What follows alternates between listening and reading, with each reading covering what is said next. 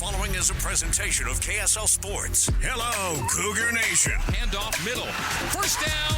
Touchdown! And listen to the Cougar Nation. Every Monday night, we break down the Cougars' last game and look ahead to next week. Cougar Nation, brought to you by Central Bank. Here's BYU insider Mitch Harper and Matt Baiamonte on Utah's legacy home of the Cougars, KSL News Radio. Good evening, Cougar Nation. Mitch Harper, Matt Baiamonte with you here in downtown Salt Lake City. Refreshed after a bye week. We're back in action. Cougar football's back in action, and they are riding high. Number 14 in the AP Top 25 poll. One of only 12 teams in college football that's undefeated heading into Week 7 action. Matt, who would have thought? BYU football undefeated Week 7. Only a dozen teams, and they're one of them. Not me. And they had a great week for a bye. Obviously, they needed to figure out some things. The center position, extra reps for whoever will be the starting center, and just getting the nicks and bruises out of the way. But also, it was a crazy week in college football. So you avoided a landmine week where so many ranked teams went down. So, look, BYU is in a unbelievable spot heading into this week against Arizona. BYU fans, we want to hear from you. It's Cougar Nation. That's why we'll open this thing up to you. So call in 801-575-8255. You can be part of the question of the day. Do you get nervous or excited when BYU football begins receiving all this national attention as they're getting right now? Or you can weigh in on something else with this BYU football team because the times are good right now for the Cougs. And let's get into our takeaways after the first 5 games. Cougar Nation takeaways.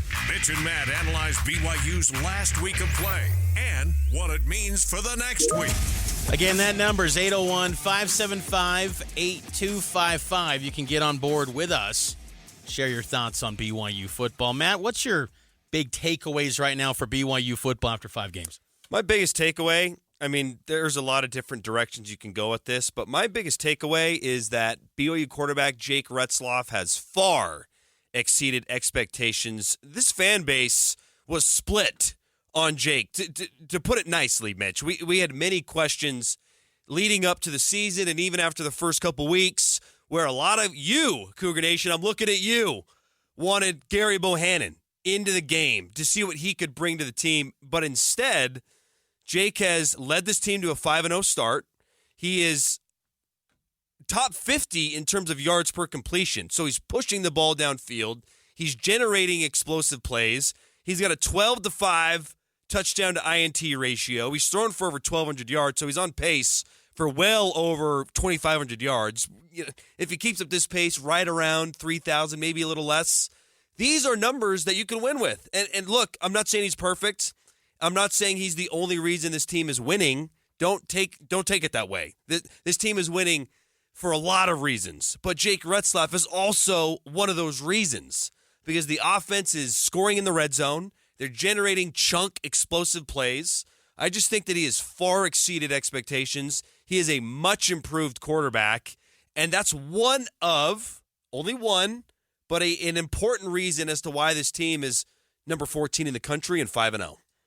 BYU's playing some great ball, and Retzloff has done a nice job for BYU. He's done a really good job, and BYU would not be 5-0 without his dual threat ability, too, because he's the leading rusher for this BYU football team. I think my big takeaway after 5 games for BYU, the strength of this team, though, is on the defensive side, and then when you drill it down even further, I think the defensive front, because BYU, their linebackers and their defensive line, particularly the starting 4, has been really good this season. You look at BYU this year, they're 20th in total defense, and they're just playing at a high level every single week. And, that Baylor game, they gave up 28 points, but I kind of felt like BYU, maybe there were some things that Baylor tossed at them that they weren't completely expecting with Sawyer Robertson. That's some opportunity to grow, but I love the personnel that BYU has in their defensive front, and that's what gives me confidence that this isn't all just, smoke and mirrors, it's a fluke, and they're going to be exposed here soon.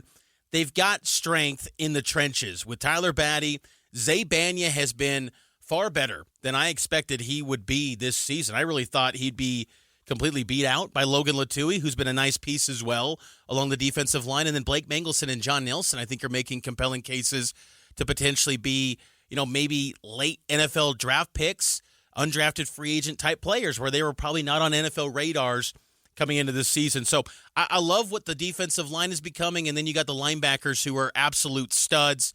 Harrison Taggart, Isaiah Glasgow, Jack Kelly, they've all been outstanding. So that defensive front to me is the heart and soul of this group, and I think that's one of the big reasons why BYU's 5-0. Another takeaway I've had, and it's difficult to quantify, but I'm going to walk you through some scenarios that have helped me form this opinion. Situational football is critical to success.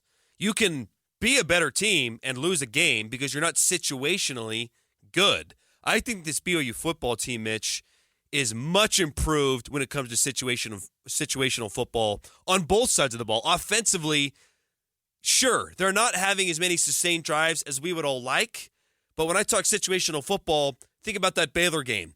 You get a pick in the red zone, you got to capitalize and get 7 points. Bingo, they do that. And they did that against Kansas State several times. You get a turnover, cash that in for points. They've done so. On the defensive side of the ball, against SMU, hey, they're getting yards on us. They're moving the field situationally. When the field shrinks and it's a red zone situation, can you hold them to field goals and can you force turnovers? Check. They did that. That SMU win, by the way, is looking much nicer today than it did back then. And then also against Baylor, at the end of the game, the offense is struggling. Injuries are piling up. We have got to make plays. They kept making plays late against Baylor to hold on to the win. I just feel like situationally this team is so much better than they were a year ago. It's a great pull, and I think coming into the season, we talked a lot about how don't beat yourselves with taking unnecessary timeouts. We're not seeing that. We're not seeing BYU come out of a timeout or out of a halftime break and they're blowing a timeout. We saw weird things last year where just the administrative-wise, the coaching staff, the organization was in doubt. And I think that's one of the reasons why coming into the season, beyond just the 5-7 record, people were kind of leery or uncertain about what BYU could be this year. Clearly, with a resounding yes, I mean, they've proven that they are a much better football team than anyone was giving them credit for coming into this year, and they're in a great spot to basically control their destiny, where you're talking about BYU in the playoff mix, maybe in a college football playoff at-large team with how good that resume is becoming for BYU. It's really impressive to see, and I'm also impressed. My second takeaway for BYU and their 5-0 start, I'm impressed that they're 5-0 with a revolving door at running back. No one has stayed healthy, yet BYU is 5-0. And I think that's been impressive to see because one of the big talking points coming out of spring football was they've got to get back to having a great ground attack. The ground attack that we saw with that wide zone scheme with Tyler Algier, well, it really hasn't materialized yet. I mean, the leading rusher for this team is Jake Retzloff. Everyone else that's a running back, less than 100 yards to date, but everyone's expected back this week against Arizona. But I think that's a promising sign that, hey, maybe BYU's best football is still ahead of them. Yeah, it's a great point. There's a lot of things that are contributing to this 5-0 start. It makes you wonder, can this team keep the momentum going? Here's what Kalani Sitake said about kind of a new spotlight that's been put on BYU football. Looking forward to the matchup.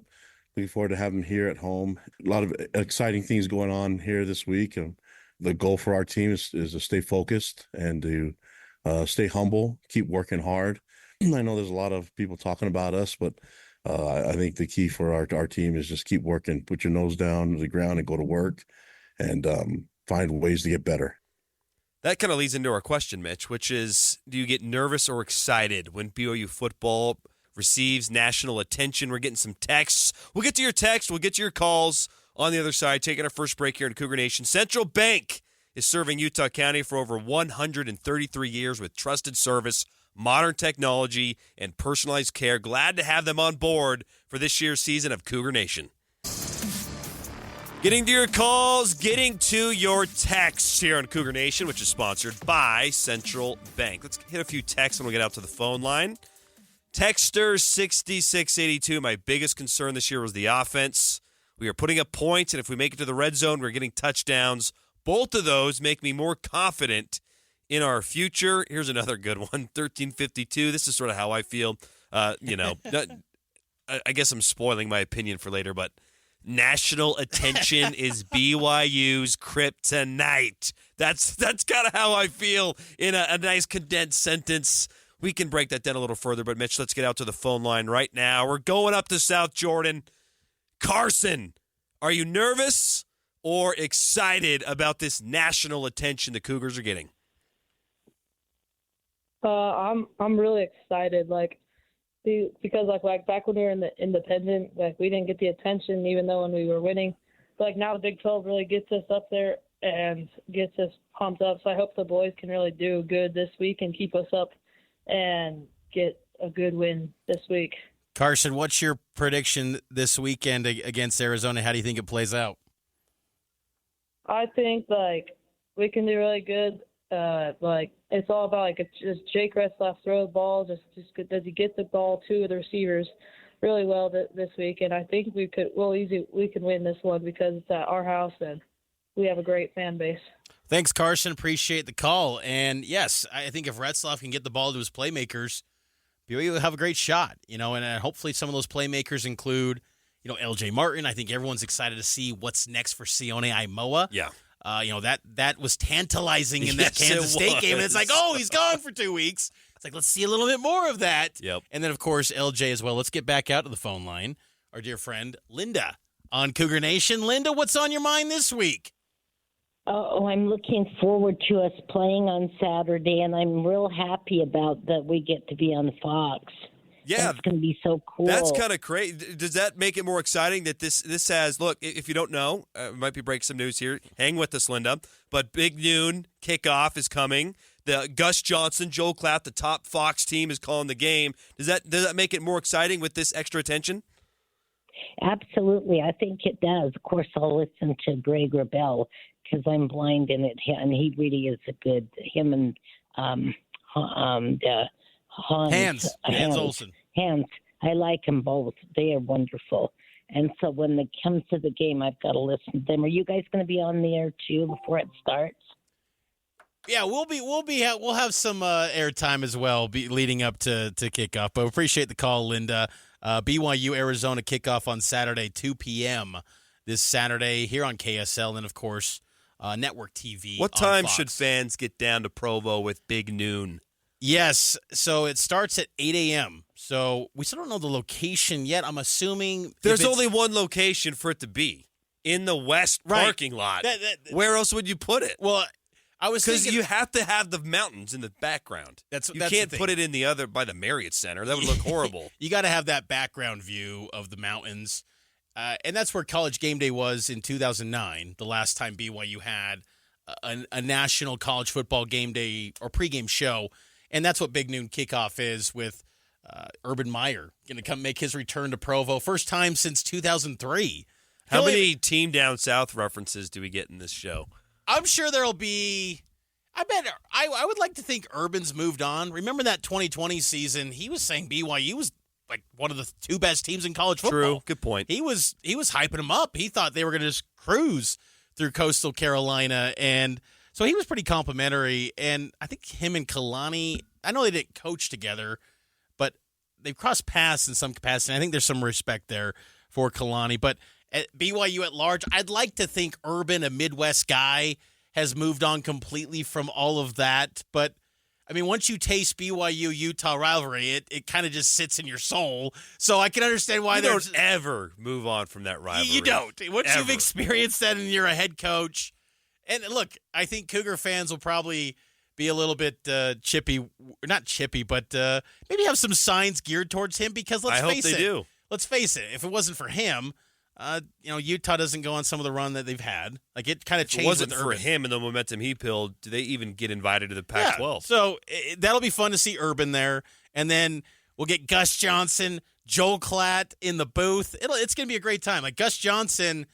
He was last on a BYU game. I went and looked through this today. 2011, Jimmer's final game is a BYU Cougar in the NCAA tournament. So hopefully it's a little bit better outcome for BYU this week with Gus on the call. I won't deny, though, to answer the question, Mitch, I am insanely nervous about all this extra attention. You have a major broadcast team on site. all I can think about are the times that BYU has failed in these situations. You mentioned that game day game. They got blown out off the map. Was it 32-7? When TCU blew them away. And there's been other games, too, where it's like, even in earlier that year, they were starting to get some buzz, and then Florida State comes in and kills you.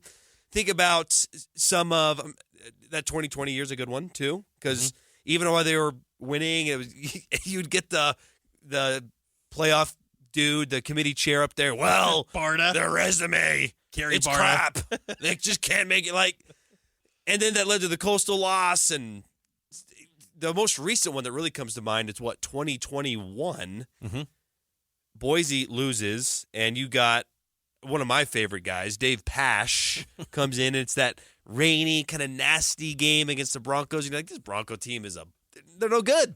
Yep. And then you're up 10-0, and then fumbleitis, and then you lose that thing. So there haven't been a lot of, let's put the microscope on you. I guess the one time that it did pan out this way, you have the Nebraska Hail Mary, and the next week, they were following Tanner Mangum, and there was the feature on ESPN, and then they followed it up with the win against Boise State. But at least in my mind, a lot of the time when this happens, you are asking for pain and heartache, and I'm sort of preparing for that. Well, I think it's kind of a storyline with this BYU team because they were so kind of public of, you don't know what we know, and we're out to basically prove ourselves right, but part of us wants to prove you wrong too. And that chip on the shoulder was clearly there in the first 5 games of the season when everyone's thought, oh, you're going to go to Baylor. You're still an underdog, and you're not viewed as the favorite, and still no one's respecting you. That's not here this week. Arizona laid an absolute egg against Texas Tech in their Big 12 home opener. They're reeling, and they've got personnel, and anyone in the Big 12 can pull off a shocking win. So, that's the thing I think what makes this kind of a storyline, if you will, is because BYU just thrived about saying, oh, you think we're down and out? Oh, you don't think we're good enough? Okay, we're going to show you. And they kind of thrived on that. I think even Jake Retzloff in his post-game interviews said, oh, Vegas said we were going to win 4.5 games. Already beat that. So it's like, right. You are now a thing in college football where the playoff, the bracketology. The graphics, you showed up as the 4 seed in some of these bracketology graphics. Right. BYU is in the thick of the conversation nationally. They got the best strength of record, which I don't think 72 hours before this weekend, fans probably didn't know what strength of record was. Now they're living it up. Number 1 in strength of record, and baby. We all thought it was a cakewalk beforehand. Number 1 in strength of record. But, it's... we love that trip to Wyoming now. You want it again? No, I still don't want to go to Laramie. But, yes, I just think that, BYU in these spots historically says, okay, this might be a danger zone. But I have confidence this team is still built to go on a run. And the schedule is shaping up nicely. If you can take care of business in this game and the Oklahoma State game, they're taking care of business against Oklahoma Everything State. is in front of BYU to go on a run to win the Big 12. It's all in front of them, Matt. It really is. The Big 12 championship game is squarely in the mix because not only are they undefeated, but I think a lot of people would still say, if you gave them truth serum, who is the best team in the Big 12? Forget about the records and up to this point, the wins and losses. Like, if you're just objectively saying which team do you think is the best team, which is that's what college football has been for years and years and years, is we're not really looking at the wins and the losses and the strength of schedule. It's, this 14 playoff was a lot of time which team is the best team at that time. I think a lot of people still say Kansas State. And you've got that trump card because you've got the tiebreaker over the Wildcats. So it is a realistic scenario that you could be going to Arlington, it's crazy to say that, honestly, because I was one of the people that did not pick this team to go to a bowl game. I had them at 5-7, which I feel safe in saying I'm going to be wrong on that. I think they're going to a bowl game. Hard to believe, Mitch. Cougar Nation, sponsored by Central Bank. We're taking more of your phone calls next, 801-575-8255. We'll also preview more of this BYU-Arizona matchup next here on KSL News Radio. Welcome back into Cougar Nation here on KSL News Radio, your legacy home of the BYU Cougars. BYU football ranked 14th in the country in the AP Top 25, 5-0 on the season, and they will host the Arizona Wildcats this Saturday afternoon in Provo for a homecoming matchup. Can be a lot of fun this week down in Provo. And Matt, it's been a wild 5 games for BYU, and I think it's a good time to kind of reset coming out of the bye week of what's trending up and what's trending down with Cougar football. Cougar Nation, trending. What's trending up and what's trending down this football season. Let's start with the positives, Mitch. Trending up for me. There's a few different ways you could go with this. But for me, I like BYU's chances of making the Big 12 championship game. I said it! I can't believe I put that out there, but I really like their opportunity ahead of them for a couple reasons. Number one, that Kansas State win is going to keep looking better and better. I think Kansas State is a good football team. You rode a wave of momentum to get that win. That is big. But then you look ahead. What we once thought were landmines, I don't believe are landmines anymore. UCF, they are falling flat on their face. It's still a long road trip, but that's not a good football team. And they might be. The thing is, too, Mitch, in the NIL era, in the transfer portal era, you can have buy-in quick, but you can have buyout even faster because guys are coming in. They want to hit quick. I think there's a lot more emphasis on personal success when you're taking on a lot of transfers. And that's, look, tip of the cap to BYU. They brought in transfers. They're doing NIL, but they still have a great team culture. They're retaining players. They have good chemistry. Some of these other programs, though, that live and die by the portal, if it doesn't hit quick, you're checked out. And this UCF team could be a total wreck in a couple weeks. So I thought that would have been a loss before the season. That looks like a winnable game. What is going on up the street from us with their quarterback position with the Utes? It's Groundhog Day. We don't every week. It's becoming.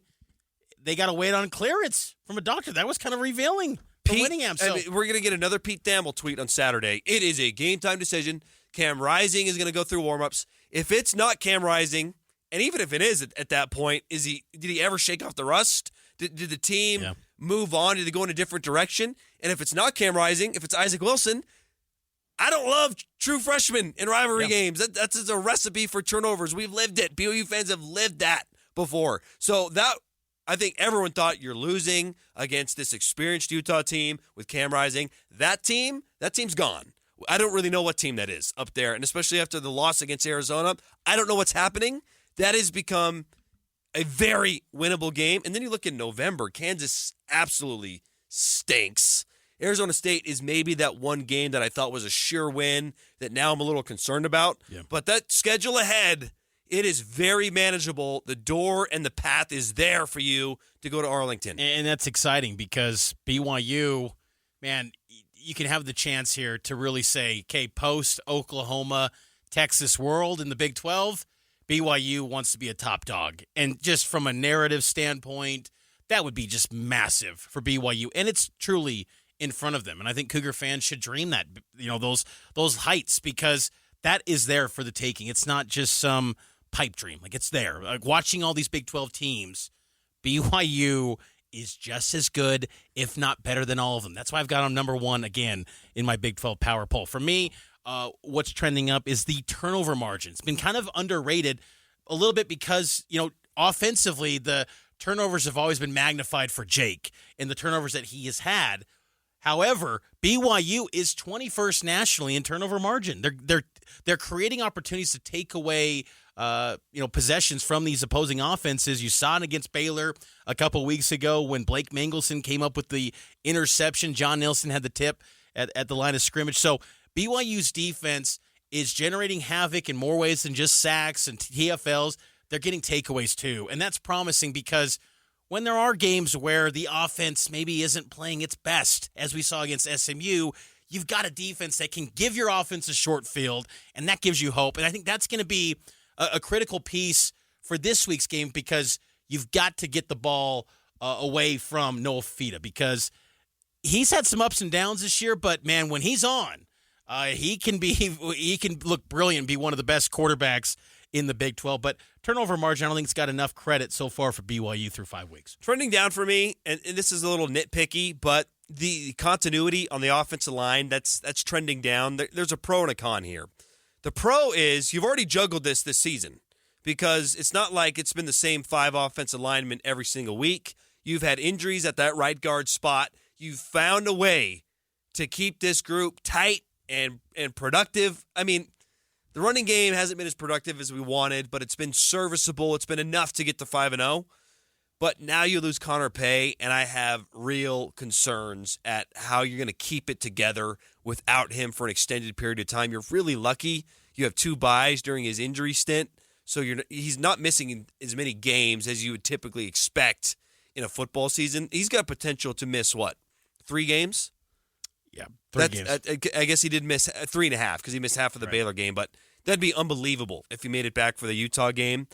I'm a little concerned about that because there's been a lot of reliance on the passing game and Jake Retzloff through the air and on the ground to get things done. And if you're continually shuffling this line, I've got concerns. So that is definitely trending down. And if you look at that Arizona-Utah game, Mitch, Arizona was the more physical team on both sides of the line of football.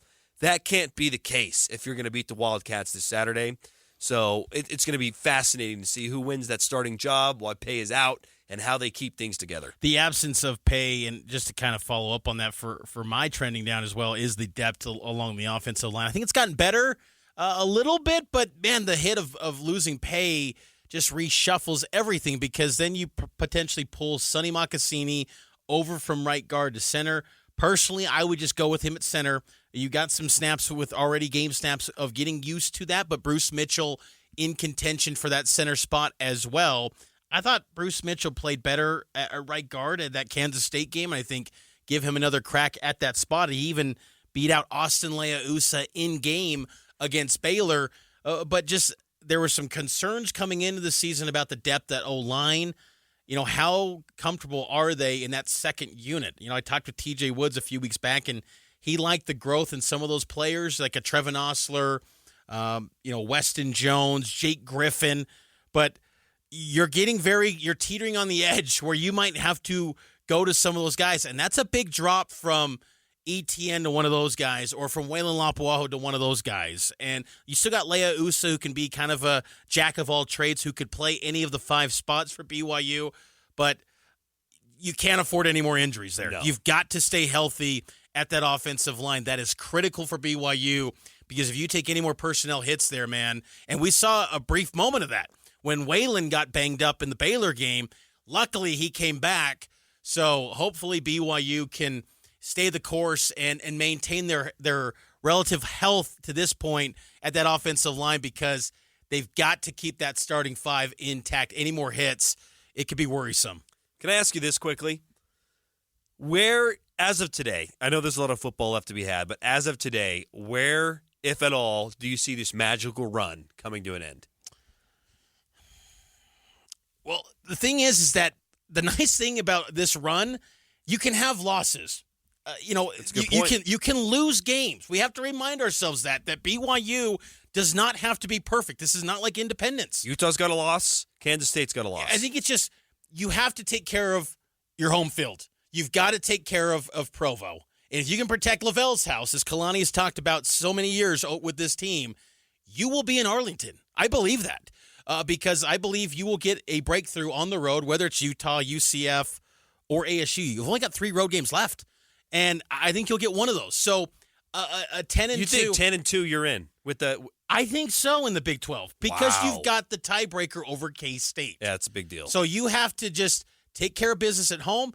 But I do think this is the game this week that could really deflate some of the vibes, because this is like BYU is the ultimate vibes team right now. They are playing at a high level, and there's still this feeling of they can play a lot better too. So it's exciting times right now for BYU. Cougar Nation, sponsored by Central Bank, serving Utah County for over 133 years with trusted service, modern technology, and personalized care. BYU Arizona breakdown next here on Cougar Nation. Last segment, Cougar Nation. If you want to call in, share your thoughts on this football team. Do you get nervous or excited when BYU football gets some national attention? 801-575-8255. Let's get into this game while we wait for some calls, Mitch. BYU and Arizona. This Arizona offense, they've got a great quarterback, a top 10 potential wide receiver in the NFL draft. Earlier today, this was Kalani Sitake talking about both sides of the Wildcat football. They have playmakers all over the place. They can run the ball. They can throw the ball and have really great talent at the quarterback position with Noah and with McMillan as a receiver. You can see there's a great connection between them, but you can see that he's connected to all his receivers and man, he knows how to dish out the ball. But they have a very strong run game. And I think when that happens, a lot of attention goes to the offense, but the defense is really strong. The defense knows how to make plays. I don't know about that, personally. I think they gave up a lot of points to a New Mexico team earlier in the year. I just... That Utah game, though, they looked good. That's but secondary. Mitch, they have a true freshman quarterback who was not supposed to play this year. That's hard to overcome. But I think where Kalani's getting at is they've got the personnel to beat you. Even though they're 3-2, like they've got talent that's good enough. And that's the case with everyone in the Big 12. I mean, not everyone. Not Kansas. They've got talent, not too. Kansas. Like, even Jalen Daniels over the weekend looked kind of good, where I'm like, oh, like maybe Grimes is getting it right, or maybe they secretly did a collaborative effort. Nice pull there. That was very good. That's a collaborative effort. We all call the plays. But, everyone in this league's got talent. And, yes, I know Kansas, Houston, they're not looking good. And Houston beat TCU. I know. That's what I'm telling you. This league's nuts. But I think Arizona defensively, their secondary is what shines to me, was Takario Davis. So it's going to be a good test for BYU's receivers, who will be shorthanded without Cody Epps. And I know Cody Epps has been in and out for pretty much the better part of 2 years. Yeah. I mean, it's been in and out, but Epps has played a lot of snaps this season, and that's going to be an absence this week for BYU. He got banged up. But you love the depth behind him. Keelan Marion's tested. Parker Kingston's reliable. And I think that this will be this receiver, though, for Arizona. T-Mac is what I'm just basically going to call McMillan. He is one of the best receivers in college football. Problem is, I think sometimes he doesn't always live up to his talent. Late in that Texas Tech game, he's carelessly carrying the football and he fumbles it. And it's just like, dude, you are too good to let this happen. And I think sometimes he's not always living up to his potential. I think that's kind of the case with Arizona football in general. I mean, you look at Arizona, when these two teams used to be whack rivals back in the day, and that's been better part of 50-something years. Arizona never accomplished anything in the Pac-12. They never went to a Rose Bowl. They had that 1 year, like 98.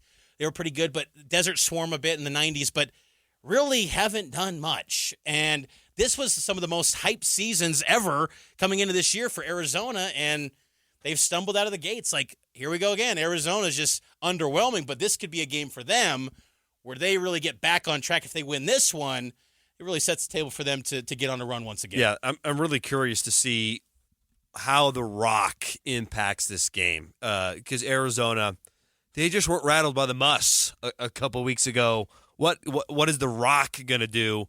Kalani's confident this Arizona team is battle tested and can make things difficult. They've done something that they've done something already by going into Salt Lake City and beating Utah. So coming to this environment is going to be new for them. They're going to see an excited fan base.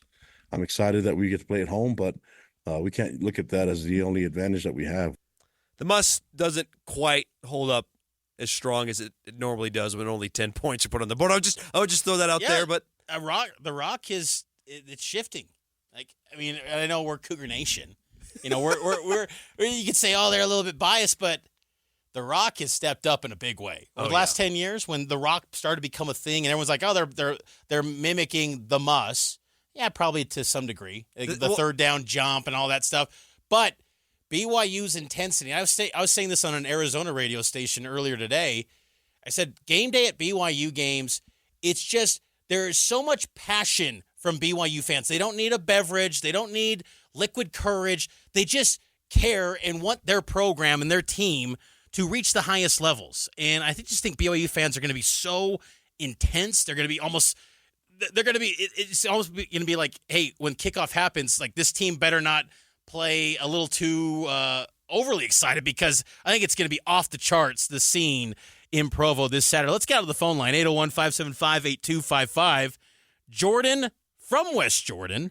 You want to talk about the excitement or the nerves of when the national attention comes on this BYU football team, Jordan? Yeah, just kind of go over my thoughts on that. And sorry if I've said anything that someone else said. I barely got off work, so I was happy to actually be able to jump in just in time. Basically, I would say that I'm always nervous as a BYU fan just because I know there's always a chance that my team could lose. I mean, there's always a chance they could win, but there's always a chance they could lose. It's the curse of a fandom, I guess. But how can a fans not be excited for all the attention and for Big Noon Saturday and for all this stuff happening? We don't know how long this ride's going to go. It could go super long and we could have a magical season. It could be very short after this.